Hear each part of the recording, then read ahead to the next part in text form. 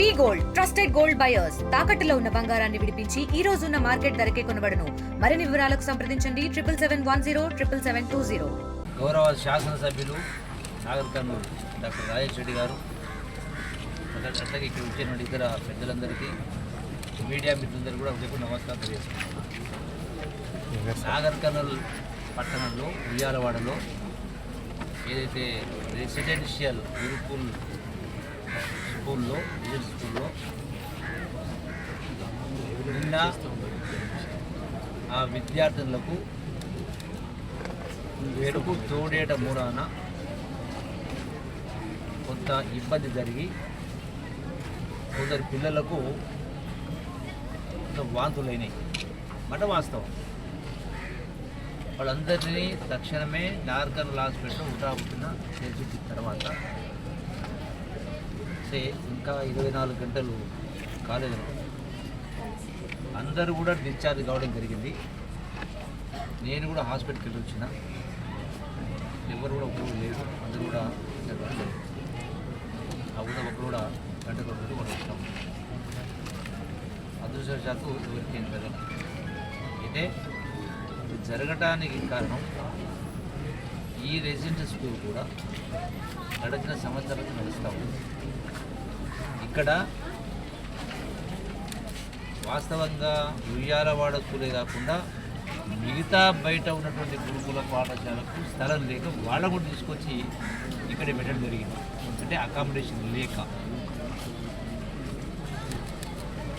So ఈ జరిగిన సంఘటన పైన విచారణ చేసి ఇప్పటికే ఆ సంబంధిత సప్లై కాంట్రాక్టర్ను సస్పెండ్ చేయడం జరిగింది, రద్దు చేయడం జరిగింది. ఇది ఒక అంశం. ఇటువంటివి సంబంధిత రాష్ట్ర ఈ గురుకుల పాఠశాల సెక్రటరీ సైదులు గారు కూడా రాష్ట్ర అధికారులు పెట్టడం జరిగింది. ఇటువంటివి పునరావృతం కాకుండా కట్టుదిట్టమని తీసుకుని కూడా చెప్పడం జరిగింది. అయితే ఇక్కడ పిల్లలకు అవసరమైనటువంటి ఇతర అంశాలు కూడా ప్రస్తావించాలి. వాటిని కూడా ప్రభుత్వ పరంగా ఏవైతే కొన్ని గ్యాప్స్ లేకుంటే ఇతరత్ర వాళ్ళకు భోజనం చేయడానికి డైనింగ్ హాల్ లేదు, క్లాస్ రూమ్స్ చెప్పండి సార్ కూడా ఏర్పాటు చేయాల్సిన అవసరం జరుగుతుంది. అయితే రాష్ట్రంలో ఇది మొదటిది కాదు. పలు సందర్భాల్లో రాష్ట్రంలో అక్కడక్కడ ఇటువంటి సంఘటన జరుగుతుందని మాత్రం వాస్తవం. అక్కడ జరుగుతుంది. అది ఈ ప్రభుత్వం వచ్చిన తర్వాతనే కాదు, గతంలో కూడా చాలా సంఘటన జరిగింది. ఏంటంటే వీలైనంత సహాయం చేయాలి, కానీ ప్రతిదాన్ని కూడా సామెత ఉంది, శవాల మీద పేలాలు ఎదుర్కొంటున్నారు అన్నట్టుగా ప్రతిదాన్ని కూడా రాజకీయ పార్టీ రద్దు కోసం మాట్లాడుతూ ఉంటాం. అంటే ఇంతకుముందుకు ఒక గంట క్రితం ఇక్కడికి వచ్చి మాట్లాడినటువంటి మాజీ మంత్రి హరీష్ రావు శుద్ధులు చెప్తా ఉన్నారు. రోజున నేను ఉట్టిగా మాట్లాడాను. గత ప్రభుత్వం అధికారులు ఉన్నప్పుడు ఫుడ్ పాయిజనింగ్ ఇన్సిడెంట్ ద్వారా 2007 కంటే ముందు 2349 విద్యార్థులు అస్వస్థలేదు. 2349. ఇది ఎస్సీ గురుకులంలో, బీసీ గురుకులంలో, ఎస్టీ గురుకులము, మైనార్టీ గురుకులము, ఆశ్రమ స్కూల్స్, అట్లాగే టెంపుల్స్ మైనార్టీ సంబంధించి ఇవన్నిటి కూడా ఒక కేజీబీ స్కూల్లోనే 1350 మంది విద్యార్థులు అస్వస్థలేదు. 2000. అలాగే 2020 కంటే ముందు చనిపోయినటువంటి విద్యార్థులు వివిధ కారణాల వల్ల, అంటే స్కూల్స్లో జరిగినటువంటి వివిధ కారణాల వల్ల 162 మంది చనిపోయారు. 162 మంది ఎక్కడెక్కడ అనే కింద కూడా లెక్కలతో సహా ఉన్నాయి. అలాగే మొన్న 2020 నుంచి 22 వరకు 2 సంవత్సరాల్లోనే ఇక్కడ కూడా విభాజనలో ఈ కస్తూర్బా స్కూల్స్లో మోడల్ స్కూల్లో ఇవ్వగా 275 మంది. ఇవి నేను చెప్పిన లెక్కలు కాదు. ఈ రోజు జరిగిన తర్వాత అధికారికంగా రాష్ట్ర ప్రభుత్వ శాఖ అధిపతులు చెప్పేటువంటి అంశాలు. అంటే వాస్తవం ఇదైతే ఇవి జరగటానికి కారకం ఎవరు, ఎందుకు? రాజకీయం వచ్చినప్పుడు ఎన్నికలు వచ్చినప్పుడు మాత్రం కరెక్ట్, కానీ ప్రతిదాన్ని కూడా రాజకీయం చేసుకుని మాట్లాడుతూ రేవంత్ రెడ్డి గారు పట్టలేదు, ఎందుకు రాలేదు, ఎందుకు చూడలేదు మాట్లాడుతాం. మీ లెక్క చెప్పినప్పుడు ఎన్నిసార్లు కేసీఆర్ వచ్చిండు? 10 సంవత్సరాల ముఖ్యమంత్రి కేసీఆర్ ఎన్ని హాస్టల్ చూసిండు, ఎన్ని సంఘటనలు జరిగినాయి. మరి కేసీఆర్ అల్లుడు హరీష్ రావు సమాజం చెప్తాడా?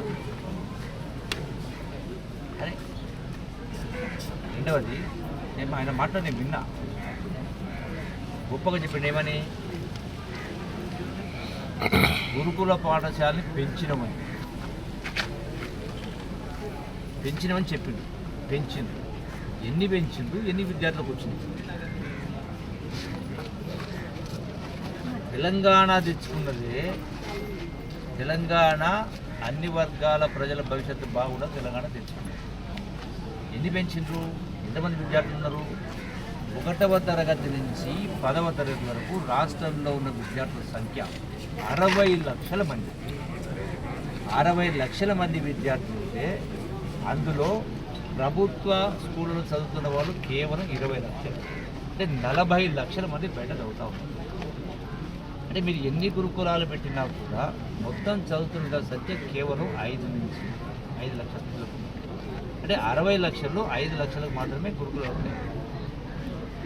మరి మిగతా వాళ్ళు ఎక్కడ పోతున్నారు?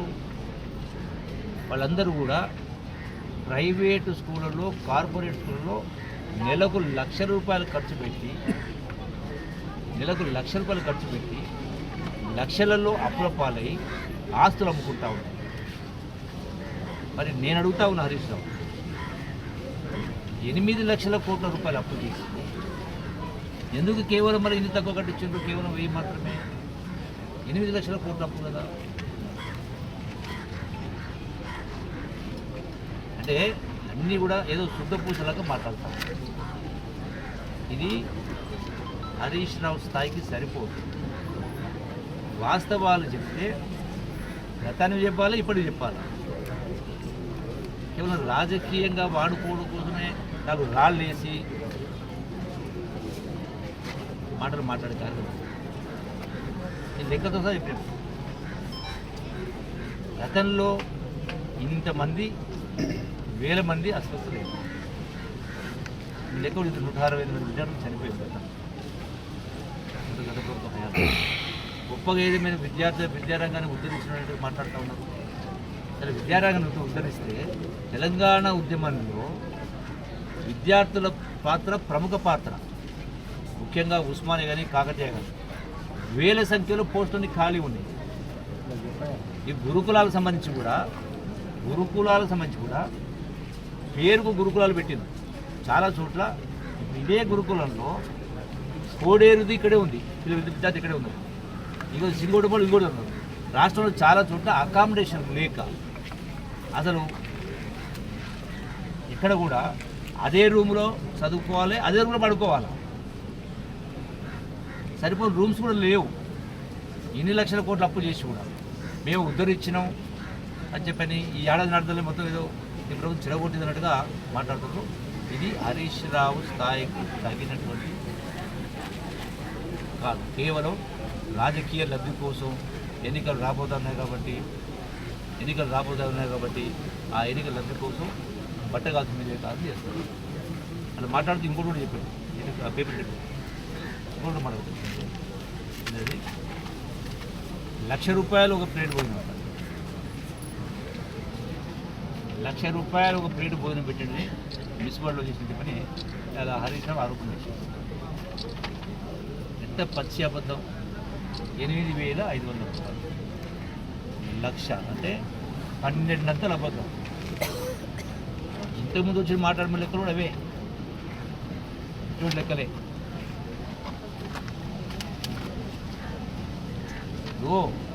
రెండవది, గతంలో గత ప్రభుత్వం ఎప్పుడు కూడా పెంచినటువంటి విద్యార్థులకు హాస్టల్ ఛార్జెస్ పెంచింది, కాస్మెటిక్స్ పెంచింది. ఇలా ప్రజలందరికీ కూడా, ఈ విద్యార్థుల తల్లిదండ్రులందరికీ కూడా గ్రామాలలో సన్నబియ్యం ఇస్తూ ఉన్నారు. పోనీ వాళ్లకు తగినంత ఇంకా పెంచాలంటే మీరు పెద్ద బొక్క పెట్టిపోతుంది. నెలకు 6,000 కోట్ల రూపాయలు వడ్డీ కట్టాల్సి వస్తూ ఉంది. అయినా ఇన్ని చేస్తూ ఉన్నాం, అయినా ఆరోపణ చేస్తుంటే కేవలం రాజకీయ పప్పం కోసం మాట్లాడిన మాట తప్ప ఇంకొకటి కాదు. 10 ఏళ్ళు చేయని పని ఏడాది తినడంలే నేను మంత్రాలు చదువుతాయి కదా, మంత్రాలు చదువుతాయి కదా. అంటే మీరు చేసినటువంటి వ్యవహారం, మీరు చేసిన నిర్వాహకం కూర్చాలి. ఎక్కడ కూడా ఇప్పుడు పన్నులు పెంచకుండా, మీరు బిడ్డ స్కీమ్లు ఎత్తేయకుండా ఇలా ఇన్ని రకాల కార్యక్రమం చేస్తూ ఉన్నాం. డెఫినెట్గా విద్య అనేది అత్యంత ప్రాధాన్యం. నేను ఇప్పుడు చెప్తా ఉన్నా, హరీష్ రావుకి చెప్తా ఉన్నా, హరీష్ రావే సాక్ష్యం, హరీష్ రావే సాక్ష్యం. ఆనాడు నేను తెలంగాణ రాష్ట్ర సాధనలో భాగంగా 3.5 సంవత్సరాల మంత్రి పదవిని, ఎమ్మెల్యే పదవి రాజీనామా చేసి బీఆర్ఎస్ పార్టీ చేరిన తర్వాత మొదటి ప్రభుత్వంలో కేసీఆర్ ముఖ్యమంత్రి, మంత్రి అయినా. మొదటి కలెక్టర్ల సమావేశం, మొట్టమొదటి కలెక్టర్ల సమావేశం, ఈ లెక్క నాకు తెలుసు. రాష్ట్రంలో ఇన్ని లక్షల మంది అందరూ అప్పుల పాలు కావడానికి చదువుల పేరు మీద, ప్రైవేట్ దవాఖానాల పేరు మీద అప్పుల పాలు అవుతా ఉన్నారు. ఈ పరిస్థితి పోవాలని చెప్పని ఆనాడు మొదటి కలెక్టర్ కాన్ఫరెన్స్లో నేను ఏం చెప్పినంటే, గురుకుల పాఠశాల కానీ ఇంకోటి కానీ పిల్లలకు ఇలా రాష్ట్రంలో గత ప్రభుత్వం ప్రతి గ్రామంలో స్కూల్ బిల్డింగ్స్ ఉన్నాయి. ప్రతి గ్రామంలో ఇలా సుమారుగా 20,000 గ్రామాలు ఉంటే, గ్రామాల తాండాలు ఉంటే ప్రతి గ్రామాల్లో స్కూల్ బిల్డింగ్స్ ఉన్నాయి. పిల్లల్ని పొద్దున్న 7 గంటల స్కూల్ రప్పియండి, వాళ్ళకు పొద్దున్న టిఫిన్ గురి పెడితే పొద్దున 7 నుంచి సాయంత్రం 7 దాకా పిల్లల్ని గవర్నమెంట్ స్కూల్ ఉంచితే, ఆ ఉదయం 3 గంటలు, సాయంకాలం 3 గంటలు గవర్నమెంట్ ఇచ్చేలేనప్పుడు లేని సందర్భంలో నిరుద్యోగ యువకులకు వాళ్లకు కొంత జీతభత్యాలు ఇచ్చి పిల్లల్ని అక్కడ చదివించి ఏర్పాటు చేస్తే, ప్రతి ప్రభుత్వ స్కూల్ కూడా ఒక గురుకుల పాఠశాలదే ప్రతి గ్రామంలో కూడా. ఇలా సాంకేతిక పరిజ్ఞానం వచ్చింది.